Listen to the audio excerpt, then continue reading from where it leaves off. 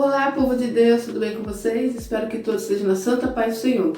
Estou eu mais uma vez nesse vídeo e venho trazer para vocês mais uma palavra. Para quem não me conhece, eu sou a Rose Gomes. Se você não for inscrito no canal, se inscreva no canal, tá bom? Dá um like também para que esse vídeo seja compartilhado com outras pessoas e esse canal venha crescer e um grande número de pessoas seja alcançado para a glória do nome do nosso Deus. Tudo que eu estou fazendo aqui é para que o nome do Senhor seja edificado. Assim como Deus tem transformado a minha vida, que Ele possa transformar a sua também, em o nome do Senhor Jesus. Amém? Então hoje eu quero falar com vocês, estamos aqui na última semana de 2021, enfrentamos um ano muito difícil, mas podemos dizer que até aqui nos ajudou o Senhor. O que seria de nós se não fosse o nosso Deus, não é verdade? Eu sei que muitos têm enfrentado diversos tipos de situações, né? Perdeu seus entes queridos, enfrentou situações aí na vida financeira, vida sentimental, tantas coisas, né? Houve traições, houve tantas situações que às vezes nos abate. Nós somos seres humanos. Mas é importante saber que a palavra do Senhor diz, Jesus nos deixou isso bem claro, que no mundo teríamos aflições, mas para nós temos bom ânimo, porque Jesus venceu.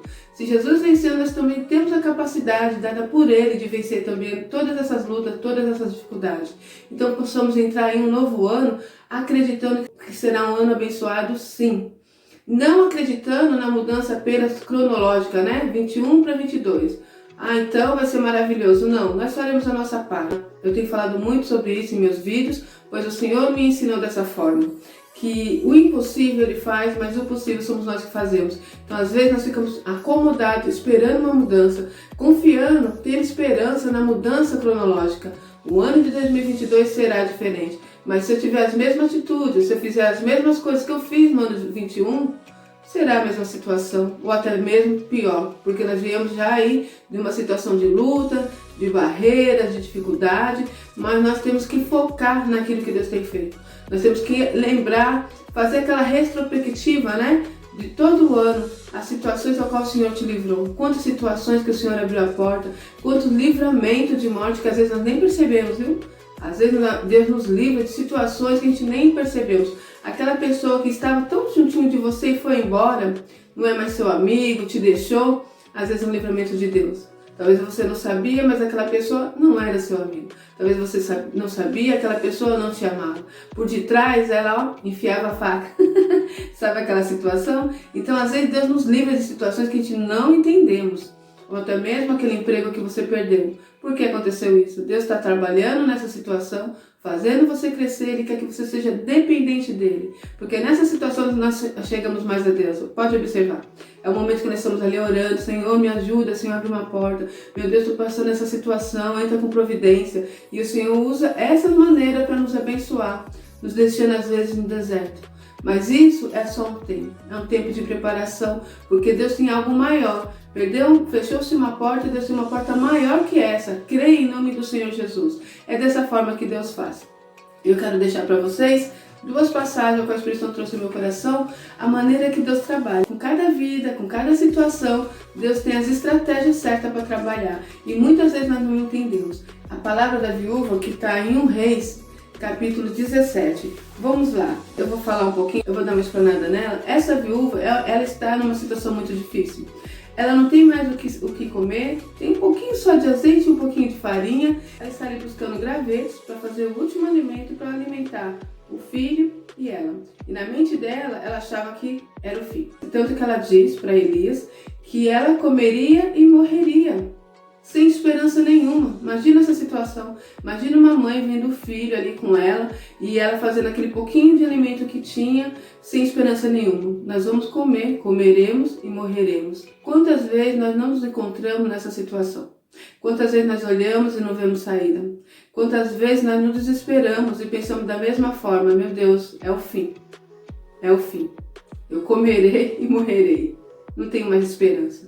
Mas saiba que ainda existe esperança. A palavra do Senhor diz que ainda que estiver morto, viverá. Tem esperança para a morte.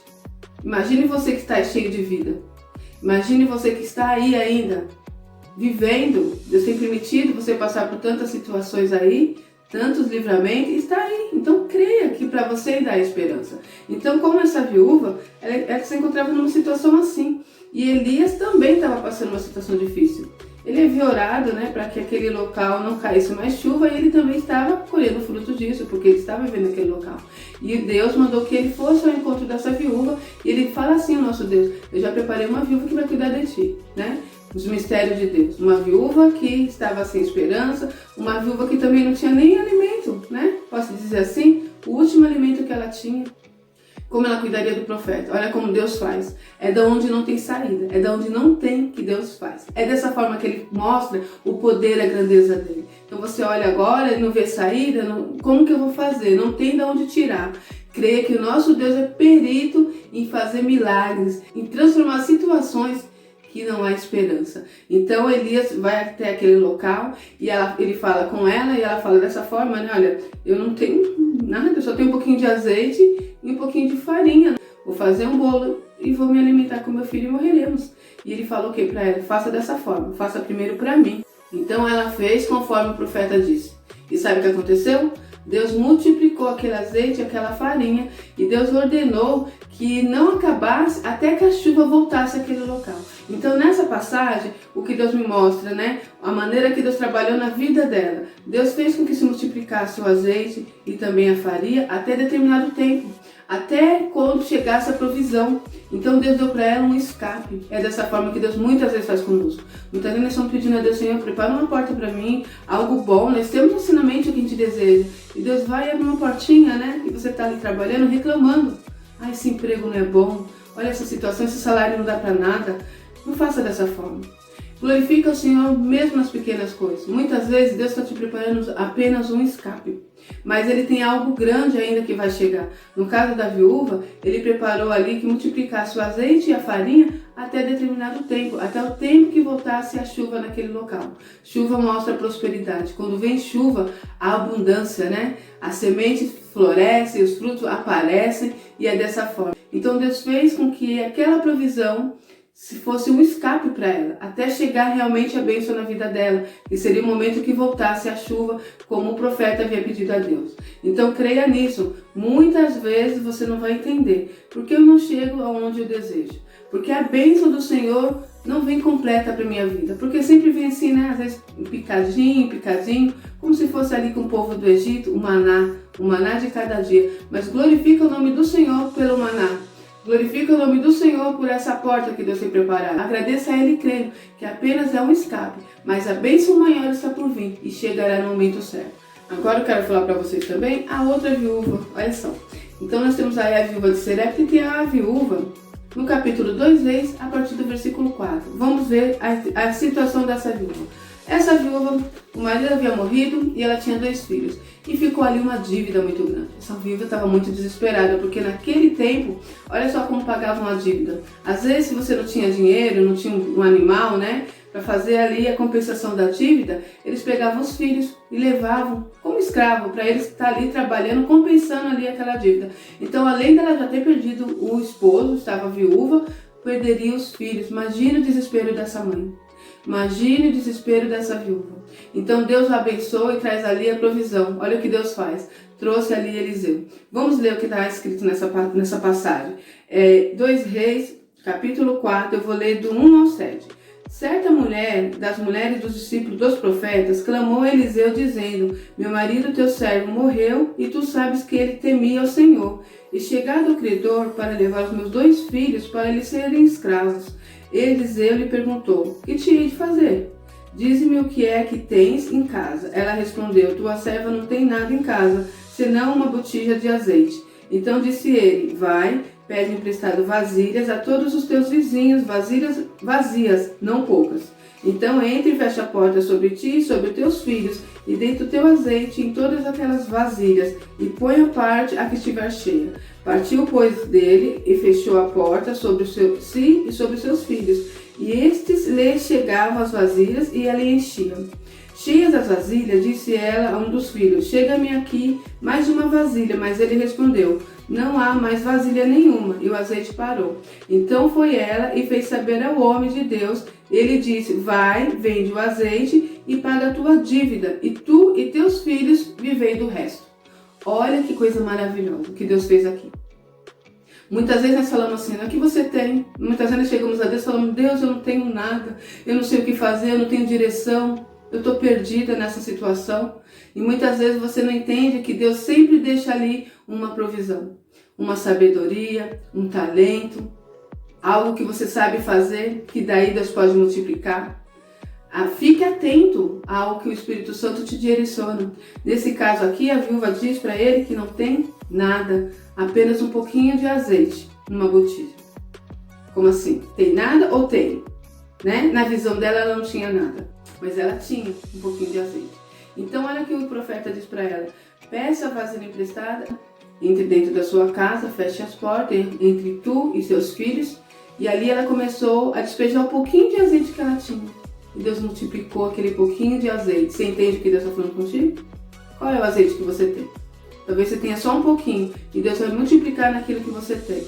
Não se desespere. Talvez você está olhando assim e fala, meu Deus, e agora? Eu vou fechar as portas da minha empresa. Meu Deus, eu vou ter que sair. Minha empresa ali vai me mandar embora, vai falir. Não sei qual é a situação.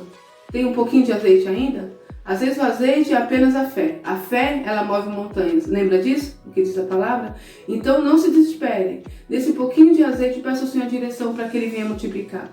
E olha que interessante a comparação. A outra viúva de Serepta, Deus preparou que fosse multiplicado até determinado tempo, até que a chuva caísse. Com essa daqui, o Senhor, nosso Deus, multiplicou de tal forma que ela pagou a dívida e viveu do resto. Muitas vezes é isso que Deus vai fazer. Nós não sabemos o trabalhar de Deus, mas com cada um e com cada situação, Deus trabalha de uma forma. O importante é saber que você não está sozinho. O importante é saber que você tem um Deus grande que não mudou. O Deus que fazia milagre no passado continua fazendo milagre nos dias de hoje. O que mudou somos nós. Muitas vezes nós perdemos a fé, mediante a situação, mediante o que as pessoas te falam, mediante a crise do país. Acredita você, homem e mulher de Deus, nós não vivemos sobre a circunstância da nossa terra, do nosso país.